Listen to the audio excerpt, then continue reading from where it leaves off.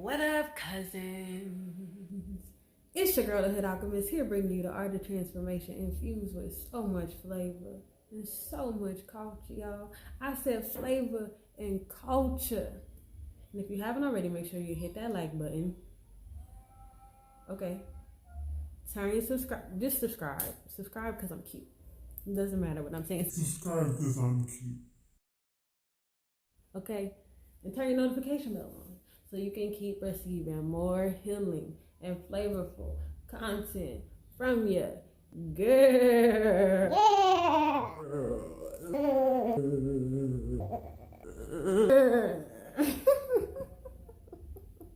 Today I want to talk about toxic positivity.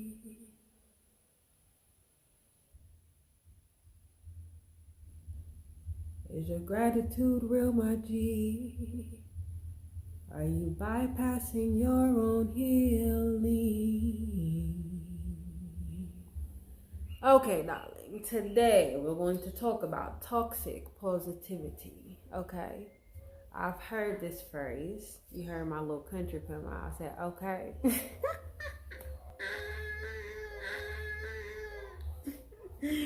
Cracking myself up.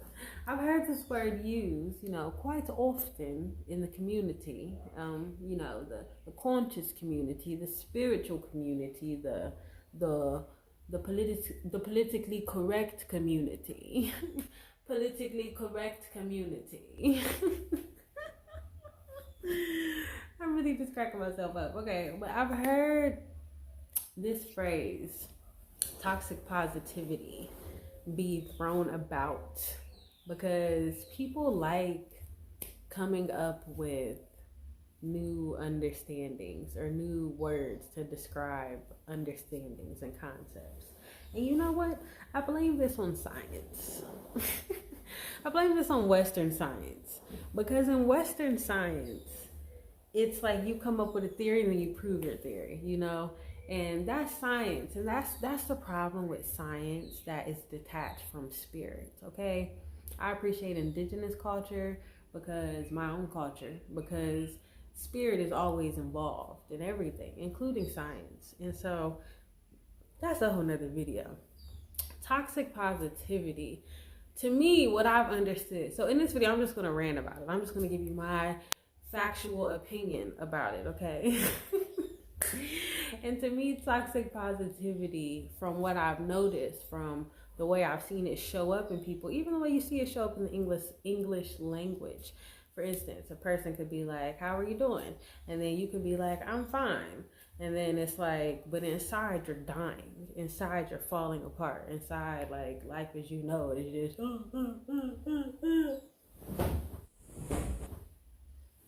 But you hit somebody with this, I'm fine, okay? And so, to me, that's what toxic positivity looks like out loud.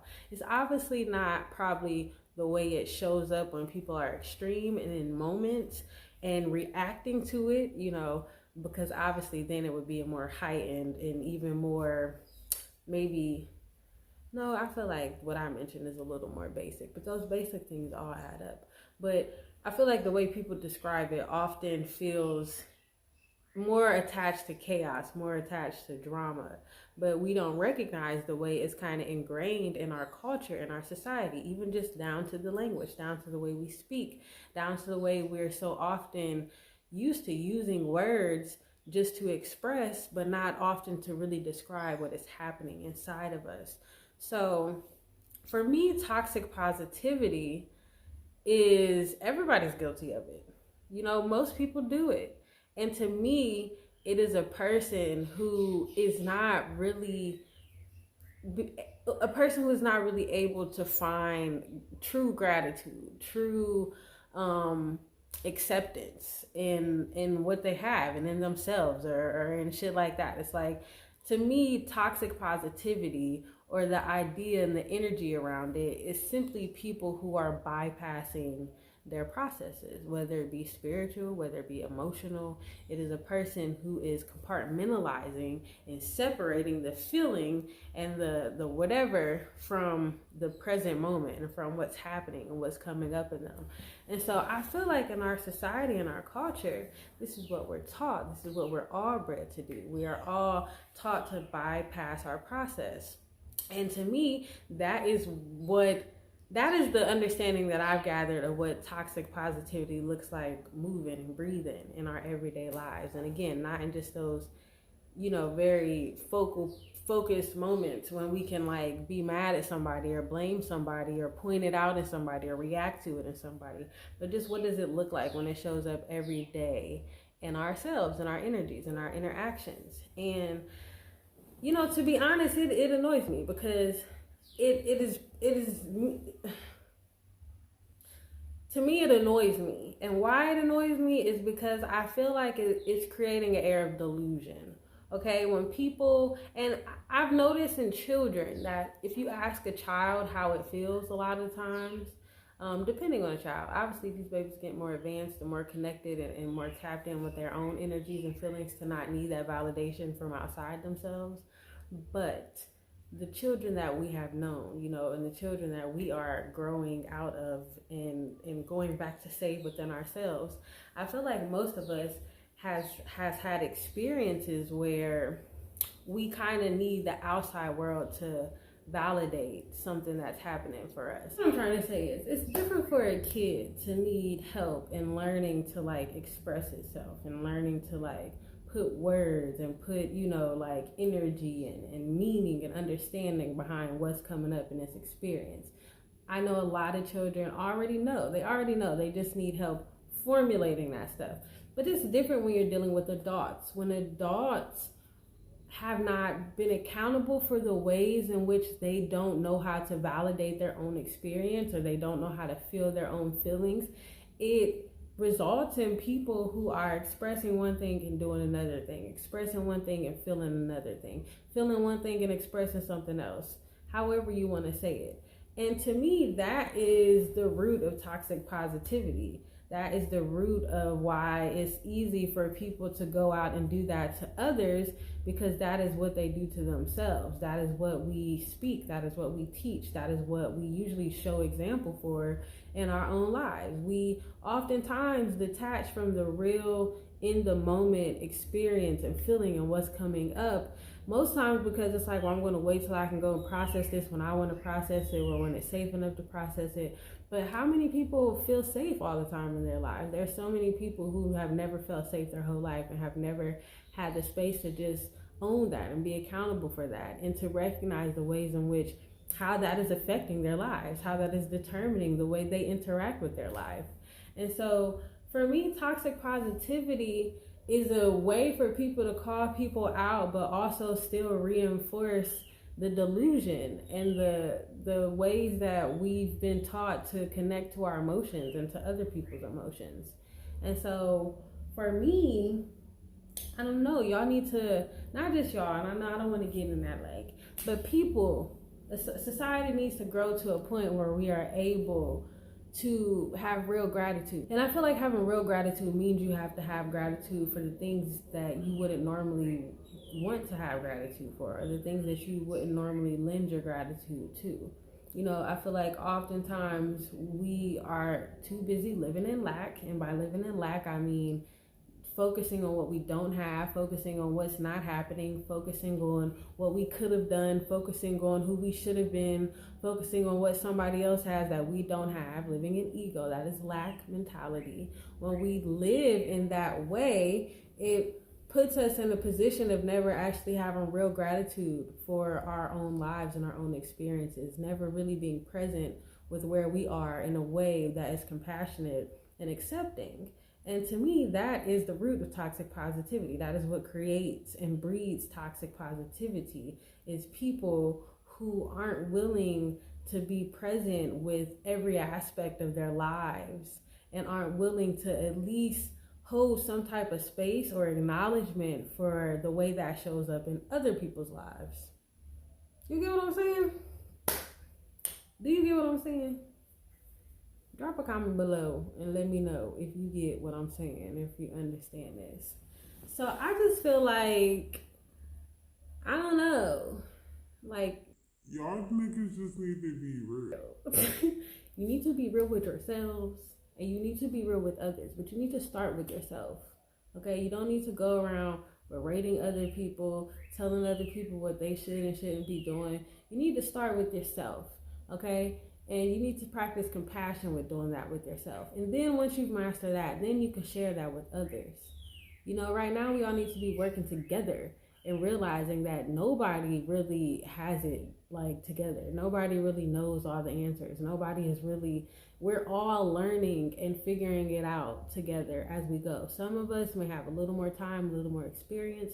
Some of us may have focused for a little longer, but that's just stuff that we can all pull from each other and give to each other and receive from each other. It's not supposed to create competition and division, you know? And I just feel like there are so many ways in which most of us are bypassing our processes, not really feeling our feelings, not really breathing full breaths, not really expressing everything that you could have expressed. Oh, okay, that sounded like bars. It sounded like bars to me. Then I had to just give you a little old school with the, it sounded like bars to me. Okay, darling. Darling. Darling, darling, darling. Are you understanding, darling?